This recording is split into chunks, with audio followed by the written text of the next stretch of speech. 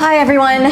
So today I'm going to start a series about righteous people who lived probably around the 1700s and on. And the reason why I'm so passionate about this is because for me, reading those stories, it's not just stories, but it's things that bring joy, it brings hope, it brings many, many lessons. And the first one that I'd like to start with is the Baal Shem Tov.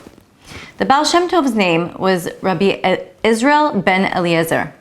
And the stories go that when his soul was up above and it came time for him to come down to this world, he refused. He didn't want to come down to this world. He was afraid of all the negativity, all of the things that he didn't want to deal with. He was happy and content up in heaven. He didn't want to come down. So what did the Creator do? The Creator gave him 60 souls to watch over him. And those 60 souls who came down really became his students. So let's start with his father. That's where it all began. Rabbi Eliezer. So Rabbi Eliezer, the Baal Shem Tov's father, lived in a village in Ukraine in the early 1700s. He was so busy with hospitality that he decided to put 2 guards on the outskirts of the village. Now, mind you, this is Ukraine in like the 1690s, 1700s. He put 2 guards in the outskirts of the village to just look for passersby and bring them to his house so that he could feed them and he could shelter them for the night and make sure they were okay before they went on their journey. Now, in heaven, the angels and the Creator himself were so happy with this, but they knew that he would have to go through some tests to see if he was for real. And then it was decided that Elijah the prophet himself would be the one to test him.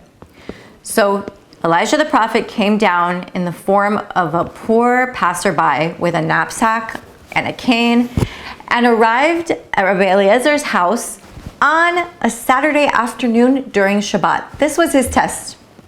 Rabbi Eliezer didn't say a word to this poor man, not one word about coming during Shabbat, because he didn't want to embarrass him.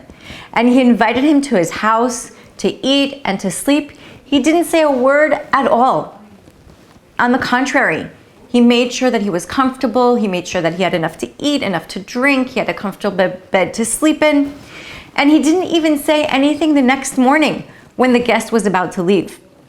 And that's when Elijah the prophet revealed himself to Eliezer and promised him a son that would bring joy and happiness to the whole world. Now for me, that's exactly what the Baal Shem Tov represents. Obviously, it was the Baal Shem Tov who was the son. Through his stories, through his students' stories about his life, it brings a lot of joy and happiness. So the Baal Shem Tov's father died when he was just a boy. And before dying, he said to him, "You have nothing to be afraid of. You have nothing to be worried about in this world if you remember that the Creator is always with you." After his father's death, the people of the village sent Israel to a private tutor who was supposed to teach him the ways of the world. So he went, and he would study very hard for a couple of days, and then he would disappear into the forest and start playing and start doing things in the forest. And the villagers said, the poor child, he's an orphan, that's probably why he can't concentrate. And they would bring him back. But he would do this over and over and over, and he did it so many times that in the end they just gave up on him. So he left, and when he grew up, now we're talking probably about 12 or 13. When he grew up, he found a job as a teacher's assistant in the city of Brody. So he would go early in the morning, and in those days, he would have to actually go to each house, knock on the door, get the child, and bring them to school. And while he would walk on the way through the forest, he would sing different songs with them, and he would teach them prayers, and it was just very, very happy. And again, in the heavens, the angels were so happy with the voices of the children singing and praying. But the problem was that Satan, the evil side, the negative side, was up there too listening. And he wanted to bother Israel. He didn't want him to succeed in this. So he decided to enter into the body of a sorcerer who could transform himself into a werewolf.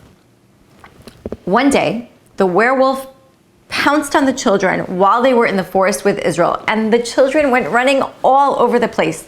They were so terrified. Some of them went into shock. It was a terrible, terrible, terrible experience. That day, the parents asked Israel to stop picking up their children from school. They didn't want anything to do with this teacher assistant who almost had their children killed. But Israel was persistent. He remembered what his father had told him about never fearing anything in this world. So he went back to all the parents and he persuaded them to let him take the children again. And that's what he did. And the next time that he went into the woods, he was prepared.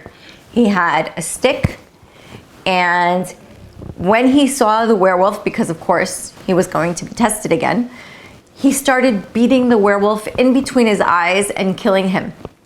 And the next day they found the sorcerer dead. So he was able to overcome and protect the children. After that, Israel was employed as, you can think of it as an equivalent, like a janitor in the school. But since he had to be there all the time, he realized that he was going to keep all the secrets of his knowledge to himself. And he made a habit of sleeping while everyone was awake, and then praying and meditating and studying while everyone was asleep. But because they never saw him, they thought that he was sleeping all night into the afternoon and that he was just a lazy, ignorant bum, basically. Now, let's go a little bit back now. Before the Baal Shem Tov, there are stories of a man who could make miracles. He was a miracle maker, and his name was Adam. And it's not exactly known where he lived, but we know he lived in Vienna somewhere. Now, like the men before him who could perform miracles, Adam was called the Baal Shem, which means the master of the name. This is because he knew the secrets of the names of God, and he knew how to use them to heal people in their soul and in their body. And this was a very, very ancient secret knowledge and writing that basically came all the way down from Abraham, the patriarch. When this man knew he was about to die, he didn't know what to do and who to leave the secrets to, because he had to pass them down to somebody. And he did have one son, but that son was not on the level where he could actually just give him all these secrets.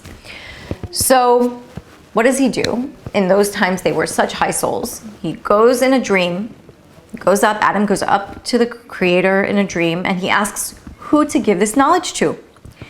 And he's told to give the writings to a 14-year-old boy who's the janitor by the name of Israel ben Eliezer in the city of Okup in Ukraine. That's where the Baal Shem Tov was born.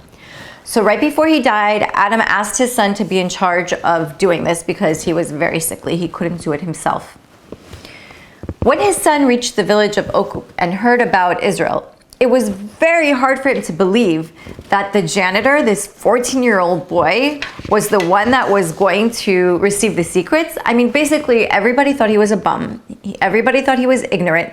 No one really knew who he was. So what does he do? He goes to the boy and he says, listen, I want you to be my servant. You know, in those days, they had servants who would fetch their food, and basically they had people who would take care of them. So he asks Israel to be his servant, and he realizes slowly, he's getting to know the boy, and he realizes that he's actually hiding all his knowledge. He's hiding who he really is. And so after he was done observing him, he told Israel his secret. And he told Israel that his father Adam was told to give him all the secrets. And he only asked him for one thing: if he could study with him and teach him all the secrets that his father knew. So Israel agreed, but had one condition: that he keep everything a secret and that he continue to be his servant. Now, the people of the village could not be more than happy to get rid of Israel and give him to this man who actually bought a small house outside the city so that no one would bother them, and he took him to be his servant. And this is actually how he received the name the Baal Shem Tov. Tov means good because he was of good character, and Baal Shem means the master of the name. So he was basically a disciple, not while he was alive, but of Adam. So after this, after he received the name, and after the Baal Shem Tov was able to overcome the werewolf, and he was able to really teach the children, a couple of years later, the parents even began to respect this boy. Everyone realized that he was wise, and people used to come to him seeking advice. And when a dispute happened, Israel was being asked to mediate.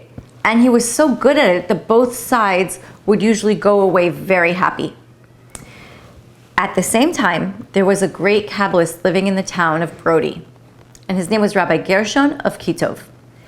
His father was in a lawsuit against one of the members of the small community that the Baal Shem Tov taught, one of the parents. He wanted to go to court, but in the end, Rabbi Gershon convinced his father to go to the Baal Shem Tov, to Israel, and see what can be done. So he agrees to go, and when the man enters the room, his name was Rabbi Ephraim, when Ephraim enters the room, he's shocked, he's speechless, he has to look down, because what he saw was a curve of shining light on his forehead, on the Baal Shem Tov's forehead. And he looked down right away, and he realized that he had only seen that once before. He had seen it on his own daughter when she was born, and they brought her to him to see her for the first time. She had that too. He was shocked. He couldn't think, he couldn't talk. But eventually he looked up, and he started telling Israel all of his problems and the issues with the other man.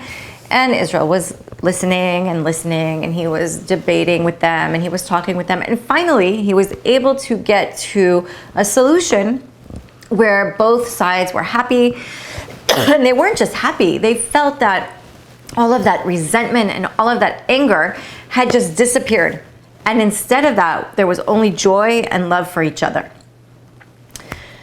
Later that day, after the father who saw the curve on his forehead, he goes to Israel and he asks him to take his daughter as his wife. And Israel agrees, but has two conditions. One, that it would be a secret until they got married. And two, that on the contract, the marriage contract, this is how they did it in those days. On the marriage contract, it would say only his name. It wouldn't say his title. It wouldn't say that he was learned. It wouldn't say anything. It would just say Israel ben Eliezer, not even where he came from. Because he said to him, you want me to marry your daughter for me, not for my knowledge, right? So that this is what I want. And the man agreed. Now, unfortunately, on the way back home, the man got very sick, and by the time he got home, he passed away. Now his son, Rabbi Gershon, comes to bury him and take care of everything. And while he's going through his father's papers and all of his, settlement and everything, he finds the marriage contract. And on the marriage contract, it has a name of a stranger who he doesn't know. It doesn't have the title. He doesn't look like a learned man. It doesn't say where the man is from. So he's a little shocked. So he goes and he tells his sister right away. But the only thing she says is, if my father decided that that's who I need to marry, it must be right. It must be the right thing for me. And she didn't say another word. So after about a year, Israel decides that he's done with his teaching and he needs to leave. Of course, the parents of the students are begging him to stay, and they don't want him to go because their children have become so accustomed to him and loved him and really grew from him. But this is what he does. He decides to dress as a poor person and act and speak as if he's a poor person from the town. And this is how he goes to Rabbi Gershon's house. And he knocks on the door, And they open the door, and he sees Rabbi Gershon teaching all his students something very deep, something spiritual, and they're in an argument and they're debating the scripture, and he just stands there in the doorway, and the rabbi gives one of his students a coin to give him because he sees a beggar. But he doesn't accept the coin, and he tells them, I need to talk to Rabbi Gershon. So Rabbi Gershon goes, brings him in, and they go into a private room together. And Israel goes on to tell Rabbi Gershon that he was there to get married to his sister, and this is the time. Now, Rabbi Gershon is freaking out. He's very concerned. But he called his sister to introduce her to this man who her father wanted her to marry. And he's really concerned because he's a poor beggar. He obviously doesn't know anything. But all she says is that if that's what her father asked her to do, it must have come from the Creator, and she was ready to get married. So now they're arranging the wedding, and they're arranging the chuppah. That's where they got married. And before they go into the wedding ceremony, the Baal Shem Tov speaks to his future wife and tells her all his secrets. But he asks her to promise not to say a word to anyone, no matter what happened. And he also said that they were destined not to live a life of riches, and that they might have a little bit of a hard life. And she only said whatever would happen was supposed to happen. After the wedding, Rabbi Gershon decides, okay, this is my sister. I'm going to try and teach this man something. So he takes him in, and he's trying to teach his brother-in-law lessons and wisdom and secrets. And the Baal Shem Tov is playing stupid. He's playing like he doesn't understand anything, and he can't grasp it. And finally, Rabbi Gershon says to his sister, listen, I'm really embarrassed of your husband. I don't want him here. So either you divorce him, or I will buy you horses and a carriage, and you can go wherever you want to go. So obviously, his sister chooses the second option. And they drove until they reached a little town in the Carpathian Mountains where they found a place to live. And they built a little home there. And there was a little village there. And the Baal Shem Tov became a clay maker. I guess he would dig the clay out of the mountains, and they would sell the clay in the village. And they ate very, very simply, and bread and water, and they didn't have much. And this is the introduction to who the Baal Shem Tov was, before we even get into the stories. And there are so many that I'm going to share with you of the Baal Shem Tov. This is who he was. He didn't want people to know that he was famous. He didn't want people to know that he knew the wisdom. He lived as a true person. He lived knowing what he knew inside was between him and the Creator. He lived by teaching by example. And in our times, I think it's so important that we look inside and see how we can teach by example. If it's with our children, if it's with our friends, and especially on social media in these days, where I'm not sure how everything is going to go back to normal. But this is the time the Creator is giving us to look inside and see how we can be the best version of ourselves. Thank you.